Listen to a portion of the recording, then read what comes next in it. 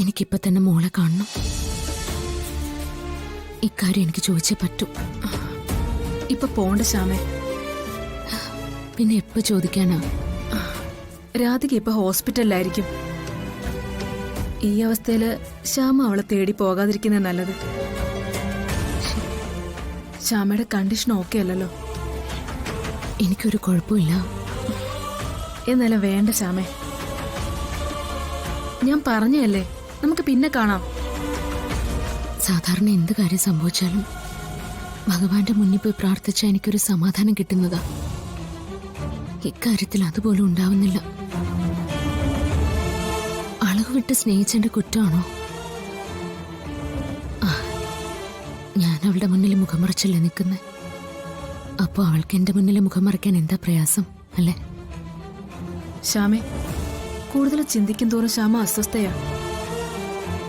അസ്വസ്ഥത വന്നാ പിന്നെ ശരീരം നേരെ നിൽക്കില്ല. അതുകൊണ്ടാ ഞാൻ പറയുന്നത്, സൗകര്യപൂർവ്വം മോളെ കാണുമ്പോ നമുക്കത് ചോദിക്കാം. അതുവരെ ഇത് മനസ്സിലിട്ട് വളർത്തരുത്.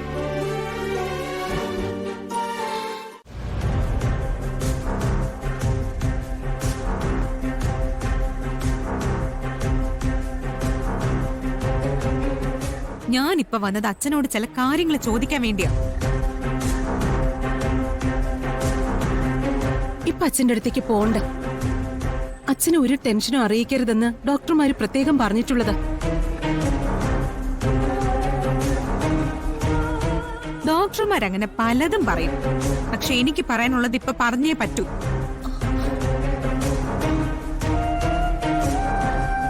പ്രിയ, എന്തായി പറയുന്നേ? അച്ഛൻ ഹാർട്ട് ഓപ്പറേഷൻ കഴിഞ്ഞ് കിടക്കുന്നല്ലേ? ചേച്ചിയോട് ആരെങ്കിലും അഭിപ്രായം ചോദിച്ചോ?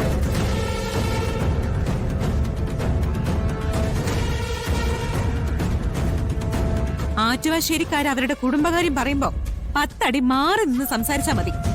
അതിനുള്ള യോഗ്യത നിനക്കുള്ളൂ.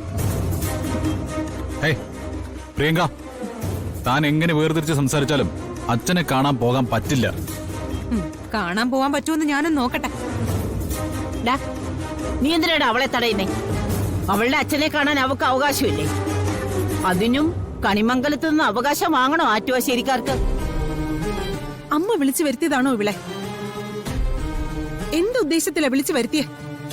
അമ്മേ, അകത്ത് കിടക്കുന്നത് അമ്മയുടെ മോനാ. ഞാൻ പ്രസവിച്ച മകനെ കുറിച്ച് എനിക്ക് നല്ല ധാരണയുണ്ട്. അവന് കൊടുക്കേണ്ട സ്നേഹം ഞാൻ വേറെ ഒരാൾക്കും വെച്ച് നീട്ടിയിട്ടില്ല.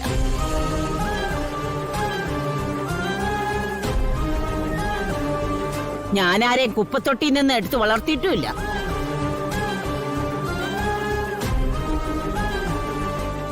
മോളെ, നീ പോയി നിന്റെ അച്ഛനെ കാണും.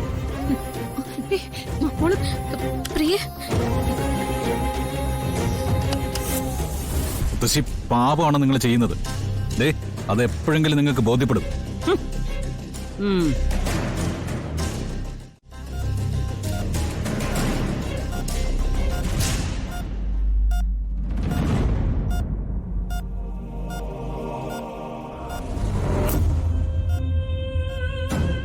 ഏയ്, ആരാ നിങ്ങള്? എന്താ ഇതിനകത്ത് കാര്യം? എന്റെ അച്ഛനായി കിടക്കുന്നേ. എനിക്ക് അച്ഛനെ കാണണം. കാണാനുള്ള സമയമാകുമ്പോ നിങ്ങളെ വിളിക്കും. ഇപ്പൊ നിങ്ങൾ ഇറങ്ങി പുറത്തു പോയേ. എനിക്ക് അച്ഛനോട് സംസാരിക്കണമെന്ന് പറഞ്ഞില്ലേ? നിങ്ങൾ പുറത്തോട്ട് പോകുന്നുണ്ടോ? അത് ഞാൻ സെക്യൂരിറ്റി വിളിക്കണോ? വിളിക്കും. നിങ്ങൾക്ക് ആരെയൊക്കെ വിളിക്കാനുണ്ടോ അവരെയൊക്കെ വിളിക്കും. എനിക്ക് പറയാനുള്ളത് പറഞ്ഞിട്ട് ഞാൻ പോവും.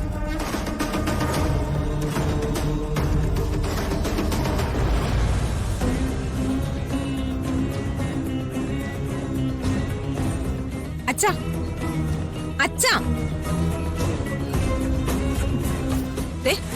എന്നെ ബോധിപ്പിക്കാൻ വേണ്ടി കണ്ണടച്ച് കിടക്കണ്ട. കണിമംഗലത്ത് വരുണിന്റെ ഭാര്യയായിട്ട് ജീവിക്കണമെന്ന് അച്ഛനോട് പറഞ്ഞത് ഞാനല്ലേ? എന്നിട്ട് എന്തിനാ അച്ഛൻ അവരെ ഒരുമിപ്പിക്കാൻ തീരുമാനിച്ചേ? പറ. നിങ്ങൾ എന്തായി കാണിക്കുന്നേ? പേഷ്യന്റ് അടുത്ത് മാറ്.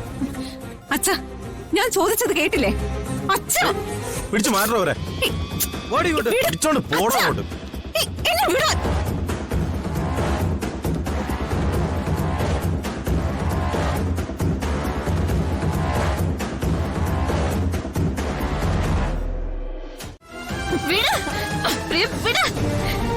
നിനക്കെന്നെ കൊല്ലണോല്ലേടി?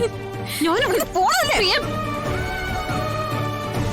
എന്നിട്ട് സുഖമില്ലാതെ കിടക്കുന്ന അച്ഛനെ കൊണ്ട് നിനക്ക് വരവിന്റെ കൈ പിടിച്ച് കിട്ടണല്ലേ ഇവിടെ. പ്രിയ മാറും. വെറുതെ ഭ്രാന്ത് കാണിക്കരുത്. ഇനി നീ ഒരിക്കലും അച്ഛനെ കാണില്ല. അതിന് ഞാൻ സമ്മതിക്കില്ല. മോളെ. ഓഹോ നീ സമ്മതിക്കില്ലല്ലേ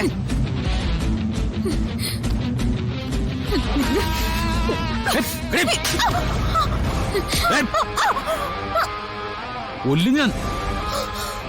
അയ്യോ നിനക്കവൾ അനാഥയായിരിക്കും, പക്ഷെ എനിക്കവൾ എന്റെ ഭാര്യ. എന്റെ ഭാര്യനെ തൊട്ടാം ചുട്ട് കരിച്ചളയും ഞാൻ. മനസ്സിലായി?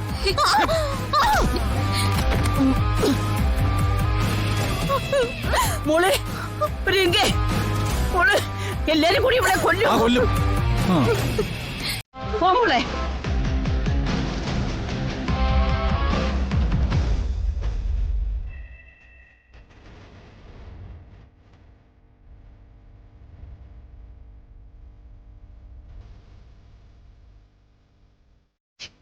എന്റെ ദൈവമേ, എന്തൊക്കെ ഈ നടക്കുന്നത്? എന്റെ അമ്മ എല്ലാം കരുതി കൂട്ടിയിട്ടാ. അച്ഛൻ ഇല്ലാതായാലും ശരി, അവർക്ക് ഞങ്ങളെ തടഞ്ഞാ മതി.